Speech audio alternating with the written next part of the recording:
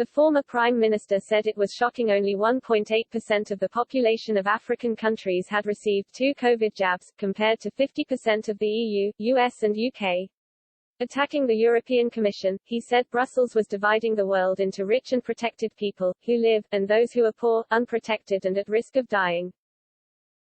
Mr. Brown is calling on Prime Minister Boris Johnson, the current G7 president, to coordinate a special summit with Italy's Mario Draghi, who is presiding over the G20, to discuss Africa's vaccine deficit.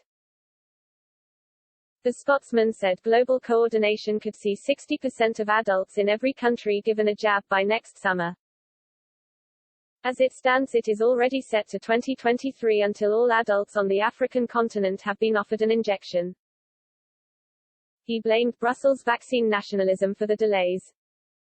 He added many countries in Africa were now turning to China to plead for help with more jabs after feeling betrayed by the West. Giving an example, the ex-Labour leader accused the European Commission of demanding all Johnson & Johnson jabs manufactured in South Africa be shipped to Europe. It was only after South African President Cyril Ramaphosa threatened to implement a vaccine export ban that the Commission backed down. It has now been agreed all Johnson & Johnson made in South Africa can stay in the continent from October. Writing in The Guardian, Mr. Brown warned the actions of the EU risked undermining the success of vaccinations so far.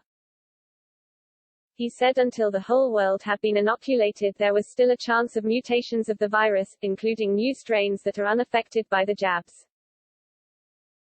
He said, ensuring African populations have access to vaccines is not just an imperative for Africa. It's in all our enlightened self-interest. As Britain's leading vaccine scientist Sarah Gilbert has said, the biggest threat we all face is COVID spreading and mutating uninhibited in unvaccinated countries. We must keep reminding ourselves of the reason for ensuring the mass vaccination of the entire world. No one is safe anywhere until everyone is safe everywhere, and everyone will live in fear until nobody does. Mr. Brown is not the first to attack the EU for vaccine nationalism. Earlier this year the bloc introduced vaccine export licenses, threatening to stop the export of vaccines. In March Italy blocked the export of 250,000 Oxford AstraZeneca jabs heading to Australia. As well as preparing to ban exports of EU-made vaccines around the world, and demanding jabs manufacturers in South Africa be sent to Europe, the bloc also made threats to derail the UK's inoculation programme at the start of the year. Following a row with AstraZeneca over its contract, Brussels demanded jabs made in the UK planned for distribution domestically be sent overseas. It threatened to block off the UK's supply of Pfizer jabs unless it caved.